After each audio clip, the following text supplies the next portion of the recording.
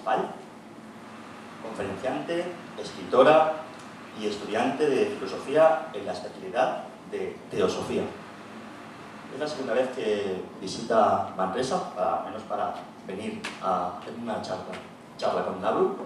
El año pasado, justamente hace casi un año, fue su primera vez con nosotros, una agradable visita y nos gustó mucho, y aquí la tenemos repitiendo con otra temática, que es la teosofía y los teósofos, una oposición al materialismo combatida con su propia arma, la ciencia.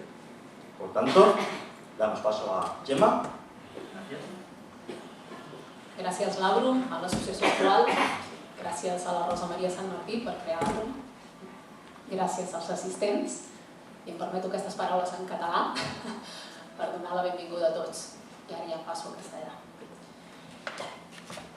Carmen Llimargas, nos contaba antes sobre la toxicidad en el cuerpo físico.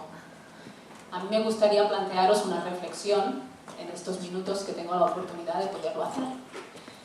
Y es sobre la toxicidad de otra parte importante del ser humano, un poco olvidada, nuestra alma.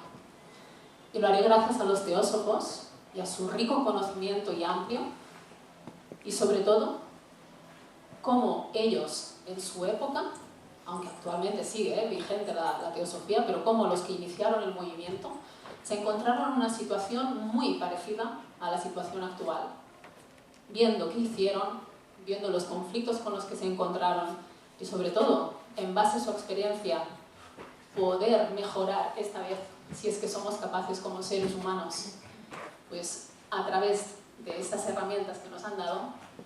Yo creo que es la reflexión más importante que hoy en día podemos hacer para poder dar un tumbo, un cambio en un momento actual que absolutamente es relevante. Así que vamos allá.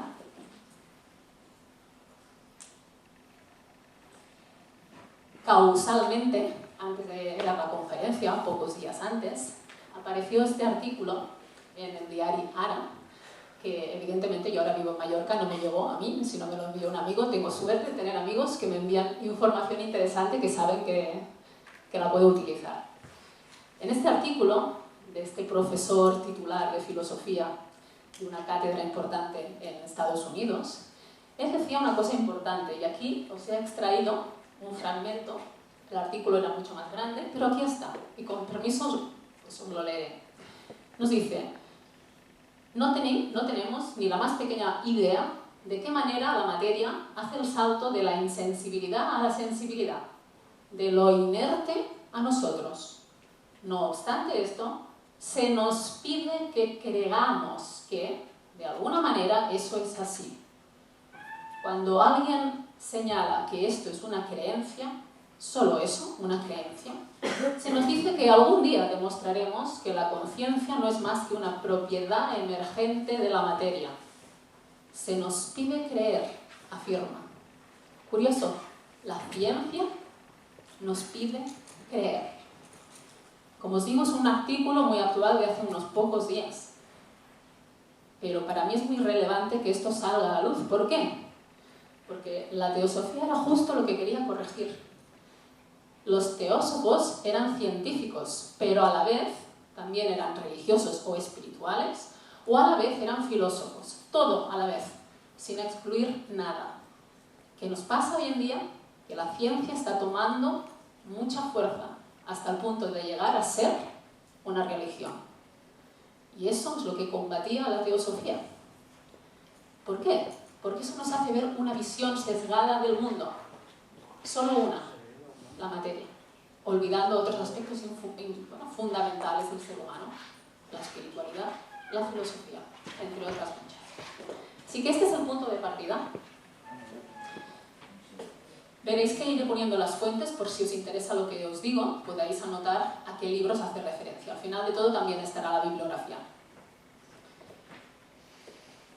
Entonces, la teosofía surge como esta necesidad de ese momento para dar a conocer que nos estamos perdiendo algo importante en el camino de la evolución del ser humano tecnológico, y es esta parte espiritual y esta parte filosófica, como os decía. Nace a finales del siglo XIX y a principios del siglo XX cobra muchísima relevancia, se pone de moda, se puede decir así también, gracias a su maestra, que como Rosa María San Martín, dejó huella, pues su gran maestra Blavatsky dejó también una gran huella, como todas las grandes maestras. Y fue así, vivió una época de esplendor, hasta que llegó la Segunda Guerra Mundial. Bueno, primero la Primera Guerra Mundial, que ahí ya hundió bastante los ideales de la teosofía, pero luego cuando llegó la Segunda Guerra Mundial, todos esos valores, todo ese espíritu de sí podemos lograrlo como seres humanos, podemos vivir en un mundo armónico, sí podemos hacerlo, se hundieron, porque fueron 2 guerras mundiales muy consecutivas. Y eso dejó a los ánimos, espiritualmente hablando, del ser humano bastante por el suelo. Y desde entonces, en vez de recuperarnos, lo que hemos estado haciendo es cada vez más hundirnos. Hundirnos en el sentido de que si estamos desconectados de la parte espiritual, estamos desconectados de una parte importante de nosotros. Y por tanto solo relevamos una, que es la materialidad. Y es donde estamos llegando, a este momento de esplendor donde solo existe la materia. Para poneros en antecedentes históricos de lo que pasaba en esa época, para deciros que actualmente pasa igual. No, pasa peor. Es decir, lo mismo, pero más acentuado. Teníamos en esa época una revolución industrial o industrialización, es decir, estaba cambiando el mundo a pasos acelerados. Lo que ahora estamos diciendo de que la ciencia, la tecnología, nos está invadiendo las vidas, en esa época lo pensaron, porque de golpe empezó a llegar el ferrocarril, las industrias. Luego llegó la revolución burguesa de la mano de la revolución industrial, donde la clase media se solidificó y era la gran masa. Esto fundó o fundamentó el sistema económico capitalista, que es actualmente el que estamos viviendo también, a un extremo muy grande de canibalismo, pero se fundó ahí en esa época. Y finalmente, pues como no, también hubo una parte de revolución de derechos de los trabajadores, porque pasaron a las fábricas y empezaron a reivindicar como clase media, que también tenían sus recursos, ciertos derechos. A partir de aquí también surgió el sufragio universal.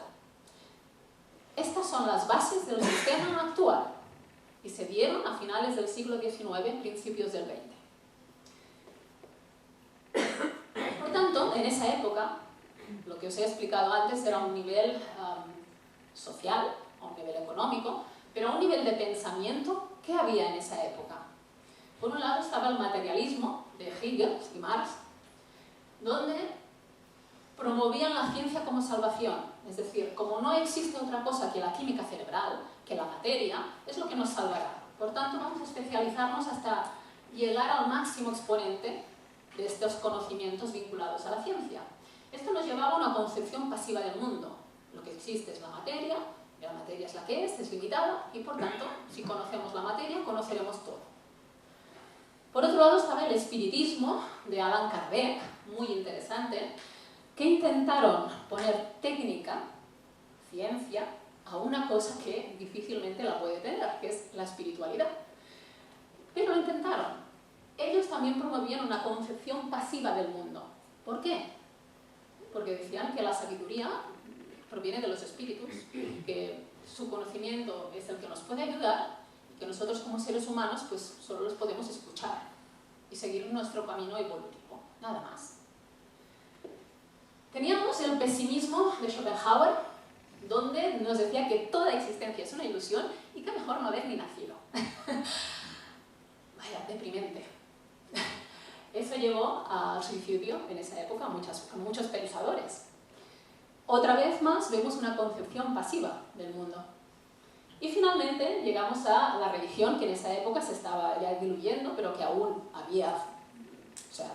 aún estaba vigente, que era el catolicismo, donde nos decían que debíamos aceptar la voluntad divina, es decir, otra vez más, una concepción pasiva del mundo. Por tanto, las líneas de pensamiento generalizadas en el siglo XIX, finales del XIX, eran estas. Ser humano, no puedes hacer nada. Actualmente estamos en el mismo punto, pero yo añadiría la palabra hiper delante. Estamos en un momento donde tenemos hiperrealismo, hiperpesimismo, hipermaterialismo y ahora con broma, pero también hipermercados. Y me pregunto yo, ¿hipertrofia? Perdón, por la parte irónica, pero es que estamos culminando una época donde conocemos teóricamente, o nos dicen conocer mucho de la materia. No olvidemos que no es así. Los científicos que estudian la física cuántica nos pueden decir que solo conocemos un porcentaje muy pequeño de esa materia y que por tanto nos está llevando a dos líneas de pensamiento dominantes. La primera, los hiper del siglo XXI, que son todos estos, es: no puedo hacer nada para cambiar el mundo, soy una hormiguita. Y como hormiguita solo me puedo limitar a hacer mi caminito. Concepción pasiva del mundo. Y por otro lado tenemos la New Age, o el nuevo hippieísmo, que también es una forma de espiritualidad, pero que te dice que tenemos que aceptar de forma incondicional todo lo que nos pasa. Otra vez más, concepción pasiva del mundo. Claro, hay una similitud muy grande de esa época a esta época, pero extrema.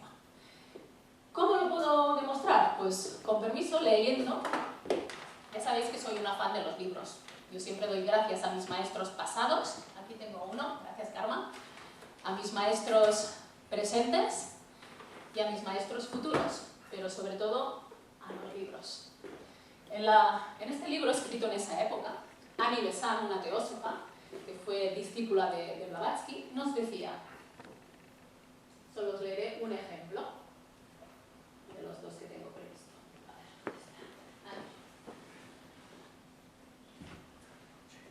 Dice: bajo mi responsabilidad, organicé un poderoso número de personas que se habían empeñado en abstenerse, a partir de determinada fecha, de utilizar artículos de consumo sujetos a impuesto y a retirar su dinero de las cajas de ahorro para perjudicar los recursos financieros del gobierno. Fue conmovedora la respuesta de los obreros a mi llamada. «Dejad de comprar». Hubo quien me escribió diciendo que por no beber ni fumar se abstendría de tomar té. Otros que, a pesar del tabaco, que era su único lujo, renunciarían gustosos, muchos. No con mucha satisfacción pedí al pueblo que guardara aquella arma formidable, ya que no teníamos derecho a dificultar la obra del gobierno hasta que él rehusara en su cumplimiento. Es decir, ya en esa época utilizaban su recurso, es decir, la fuerza del ser humano, cada individuo.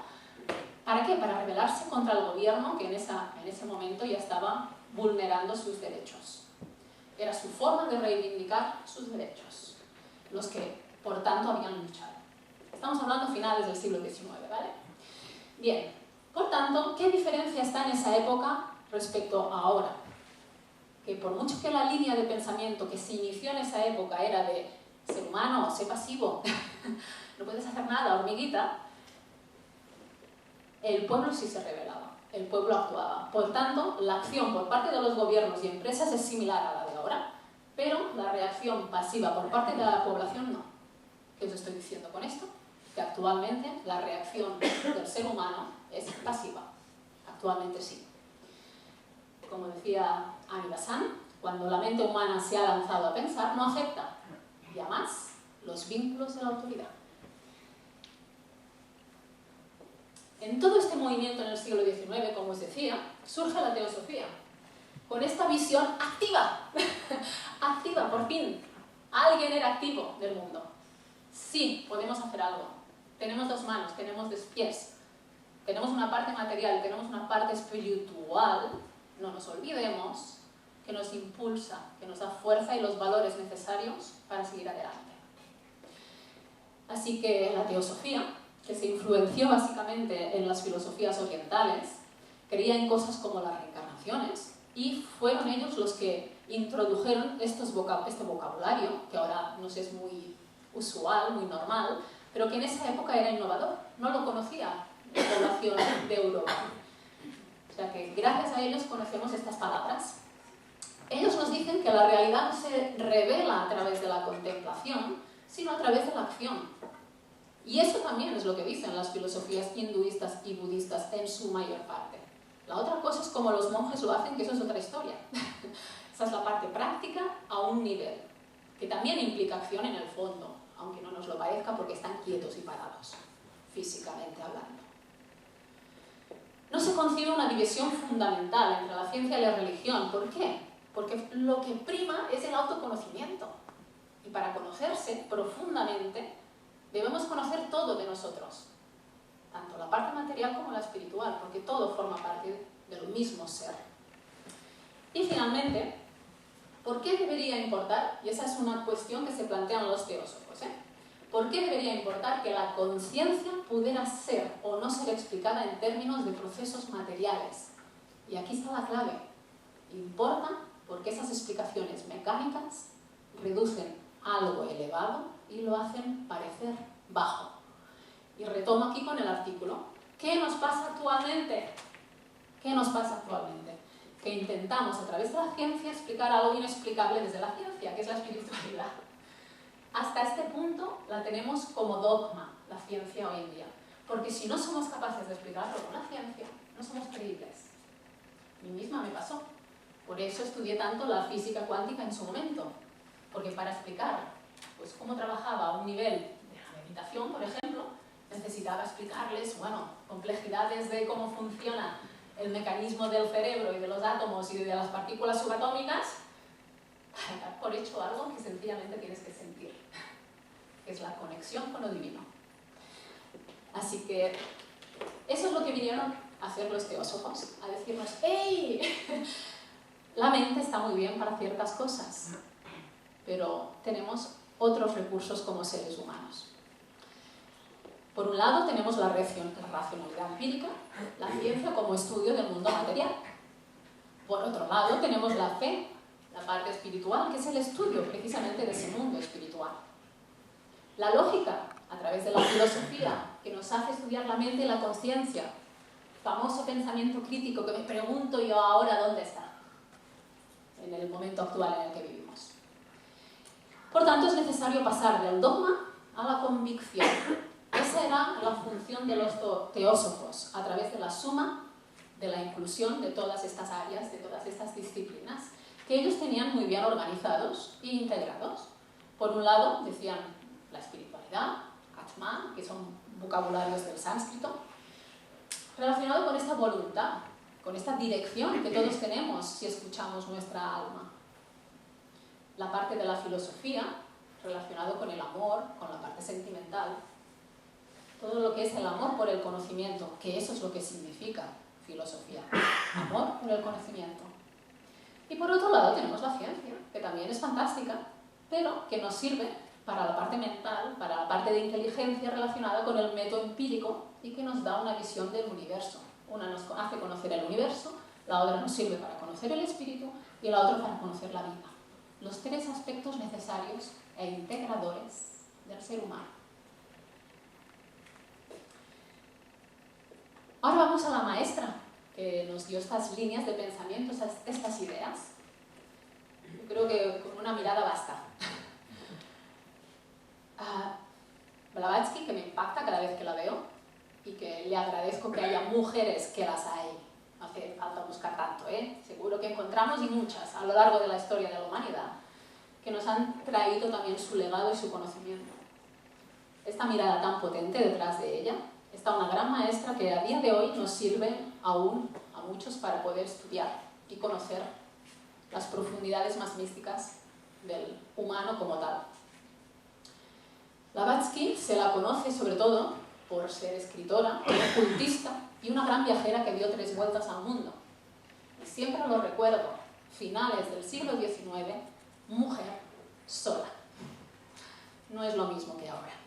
Así que una mujer intrépida, valiente, que tuvo que trabajar de cosas tan extrañas como reportera de guerra escondida disfrazada de hombre, que tuvo que huir de su pronto matrimonio con la que la casaron, se fugó para empezar sin nada, con una mano delante y otra detrás, a dar la vuelta al mundo y a seguir su espíritu y sobre todo sus guías. Ella decía que tenía un maestro con el que hablaba telepáticamente Y por eso estaba tranquila y segura.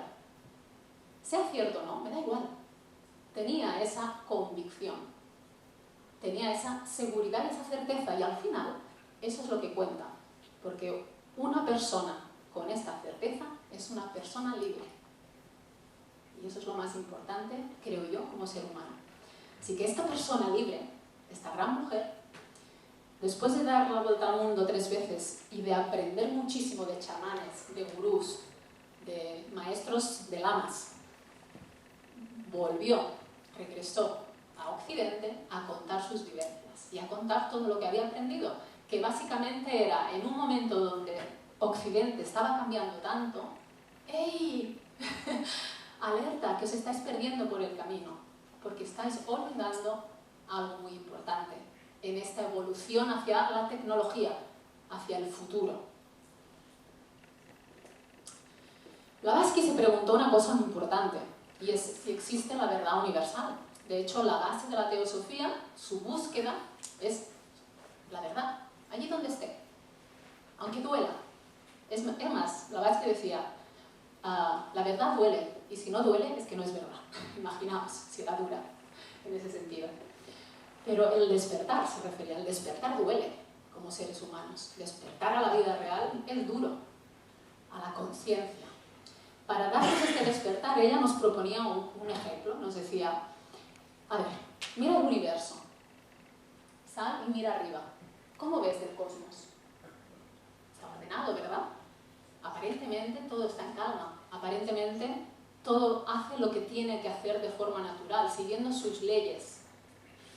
Vamos a una habitación vacía. Cuando tú entras en una habitación vacía, si ves que la habitación tiene un sofá, que está colocadito con una planta al lado, que luego tiene una ventana con cortinas, dices, está ordenada esta habitación. ¿Quién ordena esta habitación? ¿Será que hay alguien, ¿no?, que la ordena? En cambio, si estuviera desordenada, bueno, probablemente yo al menos también me la preguntaría, ¿quién es el desordenado, no? Pero en este caso siempre hay un quién. Pues ¿por qué en el universo no nos preguntamos lo mismo? ¿Quién ordena el universo? ¿Se ordena solo? ¿Seguro? Pues lo hace muy bien, ¿no?, para ordenarse solo. Pues Blavatsky se hacía esta pregunta para justificarse en ella misma este reconocimiento profundo de la parte divina que todos tenemos. Y nos decía que encontrar esta respuesta era lo mismo que compararlo con los buscadores de tesoros que vagaron por mares recónditos con el objetivo de hallar lo que estaba sepultado en su propio jardín.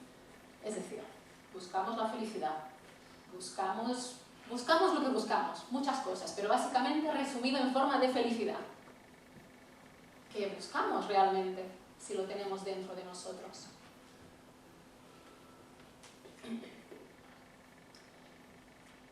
Después de esos viajes largos que hizo Blavatsky, como os decía, llegó a Occidente y de la mano de otro personaje curioso, que es el coronel Olcott, montaron una sociedad teosófica en 1875 en Nueva York.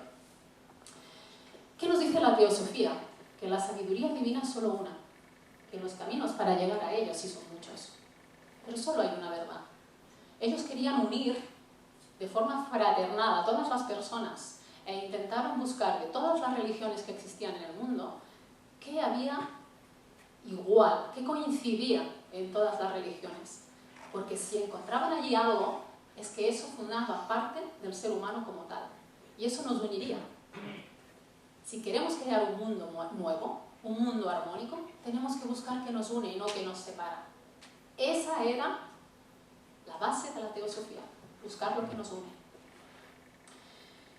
¿Cuáles eran sus principios? Que toda vida es una, es decir, que no terminamos aquí, terminamos en este mundo, no, seguimos la rueda de la vida a través de las reencarnaciones una vez y otra vez y otra vez. Que la ley que gobierna el universo es la ley del karma y del dharma, y que la evolución es un derecho natural de la naturaleza, que estamos continuamente en acción, incluso cuando no nos lo parece. Que estos principios se expresan en forma de fraternidad universal, de reencarnación bajo la ley del karma y de encontrar la perfectibilidad humana, es decir, la autotranscendencia. ¿Cuál es el objetivo como seres humanos? Trascender. el emblema de la sociedad teosófica y el sello está repleto de signos, de simbolismos de todas las culturas, de todas las tradiciones, de todas las filosofías conocidas. Porque como no excluían a ninguno, en su mismo emblema constan todos, de una manera o de otra. Los conocimientos de la teosofía son fundamentales para la comprensión del ser humano. La base está en esta estructura septenaria, formada por una parte de cuádriga inferior, en forma simbólica de cuadrado terrenal, y en forma de triángulo etéreo espiritual, está la parte elevada del ser humano, unida por un nexo antakanar. ¿Qué tenemos aquí? Y todo es válido, ¿eh? Todo es necesario como ser humano. Pues tenemos un cuerpo físico, un cuerpo energético, un cuerpo emocional y un cuerpo mental. Esto conformaría lo que se llama la personalidad, la parte superficial de la persona, la parte más material. En el triángulo, por contra, tendríamos la parte más esencial, la que una vez y otra vez y otra vez se va reencarnando. Por un lado tendríamos la mente pura, la conciencia, por el otro tendríamos la parte, el alma relacionado con la parte intuitiva, y finalmente tendríamos la parte espiritual. ¿Por qué ellos promovían una vida activa, un ser humano activo?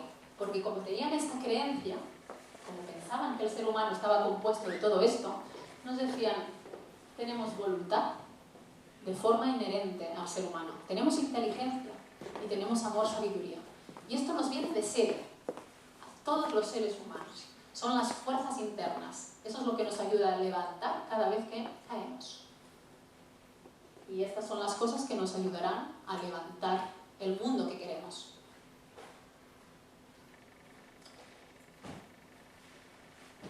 Hay un montón de teósofos conocidos, muchos. Y muchos que, o sea, ni os lo podéis imaginar, que cuando lees libros dices, ah, este también era teósofo. Había un montón. Y bueno, ser o estudiar, porque yo siempre lo digo, yo estudio a los teósofos, no soy teósofo. Con lo cual había gente que estudiaba a los teósofos y al igual no lo era, no lo sé. Pero aparecen nombres muy conocidos. Rudolf Steiner, como no, está muy en auge hoy en día. La mayoría de los teósofos hoy en día son muy reconocidos porque nos ayudan a integrar holísticamente el mundo. Pues, por ejemplo, teníamos Rudolf Steiner, que es el padre de la antroposofía, de la educación Waldorf, de la agricultura biodinámica, que tanto se habla hoy en día. Henry Olcott, fundador de la Comunidad Mundial de Budistas, fue teósofo. Annie Besant, que era una activista incesable en favor de la independencia y del feminismo, también de los derechos de los trabajadores. Anna Kingsford, que fue una defensora de los animales y del vegetarianismo. Krishnamurti, que esto fue un poco la losa de la parte de la teosofía, ¿no? Fue algo que les falló. Y es que pensaban que sería el próximo Mesías, el próximo líder espiritual y bueno, pues no fue así. Pero sí nos dio un legado muy importante, también os recomiendo que lo leáis porque es increíble. Es más, yo creo que me gusta más su línea, porque él dice que rechaza todo tipo de autoridad, que la única que vale es la propia tuya como ser humano, porque ahí es donde está la divinidad más elevada en ti. Y luego tenemos otros miembros como Kandinsky, Henry Ram, Bernard Shaw, Ouspensky o Gurdjieff. Es decir, cualquiera que lea libros de esoterismo científico, todos los esoteristas científicos antiguos eran teósofos. Para mí es la base de mi estudio, porque es lo que intento ahora mismo, ¿no? Comprender la espiritualidad, comprender la ciencia, comprender la filosofía e mirar de integrarlo todo, como hacían los teósofos. Aquí tenemos los conceptos que nos han legado. Como os decía, Karma y Dharma, que han salido también en las conferencias anteriores, por tanto, cualquier técnica actual relacionada con relajación, con esoterismo, pues evidentemente aquí las tenemos.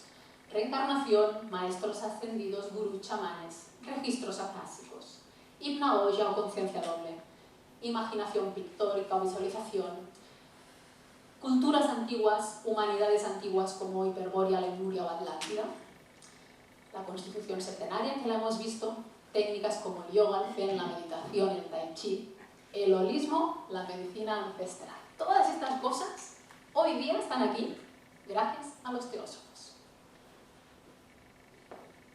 Tenemos una frase de Jiddu Krishnamurti que me gustaría leeros, que es: no es egoísta pensar que cada uno debe primero comprenderse y transformarse a sí mismo para poder ayudar al mundo.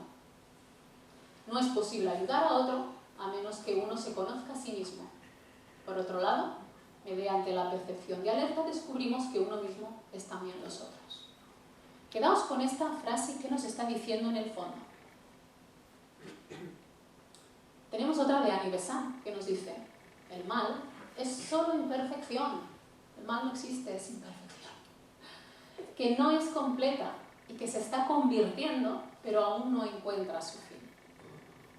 ¿Entendéis qué nos está diciendo también? Nos vamos a la última de la gran maestra. Busquemos la verdad con la confianza de un niño y la voluntad de un iniciado. Un iniciado es un maestro ascendido. ¿Qué nos están diciendo los tres teósofos, básicamente? Empodérate. Acciónate. ¿Por qué? Porque el autoconocimiento más la solidaridad es la base del ser humano. Conocerte a ti mismo y ayudar a los demás son los fundamentos esenciales para construir un mundo armónico. Por tanto, te empoderan, te responsabilizan y te exhortan a la acción. Nada de quedarse parados viendo qué pasa. ¿Yo qué puedo hacer? ¿Qué nos dice la teosofía? Que, como os digo, a mí son interesantes porque pienso, bueno, si ellos ya han pasado por lo que estamos viviendo ahora, pero nosotros a un momento aún más extremo, ¿qué experiencia tuvieron ellos en esa época para poder saber qué nos puede pasar a nosotros en el futuro, ¿no? Tengo curiosidad. Pues ellos nos decían que el futuro de la conciencia es clara, porque es ley, que implica un desarrollo y que ese desarrollo se dará sí o sí. Eso no quiere decir que no tengamos que hacer nada, al revés. Eso quiere decir que podemos cooperar, que podemos colaborar con ese desarrollo de la conciencia. Y que en la medida que nosotros más aportemos de forma individual a esa conciencia, más rápido evolucionaremos hacia donde tenemos que ir, que es ese futuro que ellos son positivos, ¿eh? Ellos dicen que será un futuro positivo, un futuro de armonía para el mundo. Pensando por un momento, yo creo que estamos en momentos extraños, convulsos. Llevamos una época, bueno, que si os contara yo cómo llegué de ayer de Mallorca aquí, vaya, es que es para escribir un libro. Estamos hablando de algo que en primera persona, pero que nos estamos encontrando con situaciones que ya, dices, están rayando casi las películas futuristas. O esas cosas que dices, esto no puede pasar en la vida, pues sí están pasando. Pensadlo por un momento. Cuando habéis necesitado ayuda, ¿no la habéis recibido? Cuando hemos pensado que, ostras, ya no puedo salir, esto no puede ir peor, ¿no nos han brindado una mano? A lo mejor en ese momento no lo hemos sabido ver, pero luego con el tiempo hemos dicho, oye, pues mira, es verdad, tuve esa posibilidad pero no la supe ver. Ah, eso es otra cosa. Pero quiero decir que esta ilusión, si queremos llamarlo así, de que las posibilidades de que nuestro futuro remoto sea un mundo en armonía, creo que no es tan difícil que pensemos que eso se puede dar, y es más, yo estoy segura, como los teósofos, de que eso será así. Blavatsky nos decía que para llegar al nirvana debe uno conseguir el conocimiento de sí mismo, y el conocimiento de sí mismo es hijo de las buenas obras. Por tanto, si queremos conocernos a nosotros mismos, hagamos buenas obras. No sé cómo hacerlo, Blavatsky te lo está diciendo. No sé por dónde empezar, Blavatsky te lo está diciendo. ¿Más fácil? Es que no quiero, me da pereza, eso son otras cosas. Pero todos sabemos en el fondo qué tenemos que hacer, seguro. Si miramos dentro, lo sabemos. Otra cosa es que estemos un poco perdidos. Esto también puede ser, pero bueno. En resumen, los cimientos de la sociedad actual se empezaron a fundar en el siglo XIX. Imaginaos si llegamos tiempo potenciando el materialismo. Estamos viviendo un cambio de paradigma, donde el materialismo está llegando a su máximo exponente, lo estamos viendo. Estamos fulminando todos los recursos materiales como planeta, como humanidad, como... no hace falta que lo diga yo, lo sabemos todos. De la misma forma que en su momento lo hizo la teosofía, están surgiendo numerosos movimientos que promueven el desplazamiento del materialismo a la espiritualidad para reequilibrar el sistema. Más que nada porque es que el otro se está ya hundiendo. A partir de los conocimientos de la teosofía, se recupera la sabiduría ancestral oriental. Por tanto, podemos adquirir pautas para promover un ser humano más consciente, creativo, activo, que reconozca su legítima autoridad interior. Esa es la base. Conocerte a ti mismo y reconocer tu autoridad interior. Y según la teosofía, la evolución del ser humano es una ley natural y por tanto el devenir espiritual será. Sí o sí, será. Y al final de la conferencia normalmente es el auditorio el que me hace preguntas, ¿no? Al conferenciante, pero yo no soy una conferenciante habitual, así que las preguntas os las daré yo a vosotros. A ver qué os parece esta nueva propuesta. La primera que os hago para vuestra reflexión, si alguien la quiere contestar, pero yo la dejo para que penséis. Como ahora nos vamos a comer, pues debate familiar. Es, ¿qué característica os parece más humana? ¿La pasividad, que es la autoridad externa, o la acción, que sería reconocer la autoridad interna?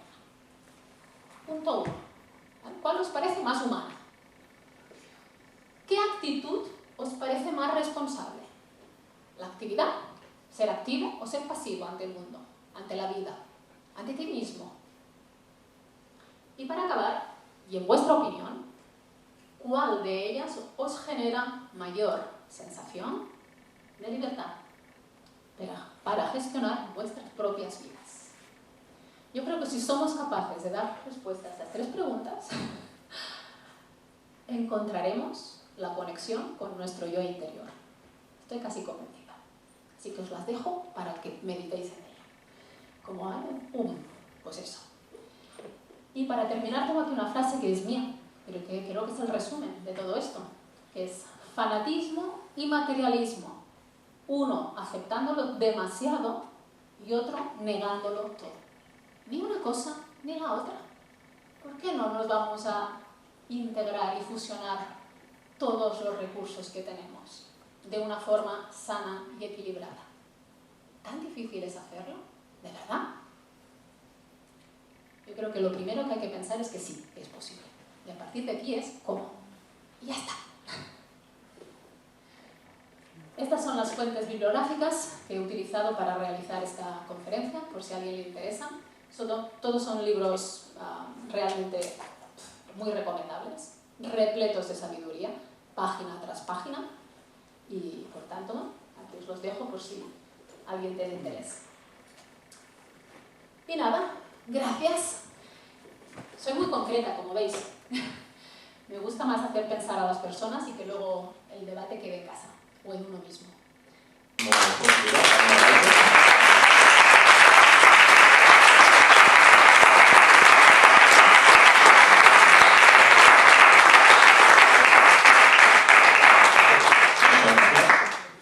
Sí, cuando el auditorio se queda sin palabras, señal de que os he dejado reflexionar.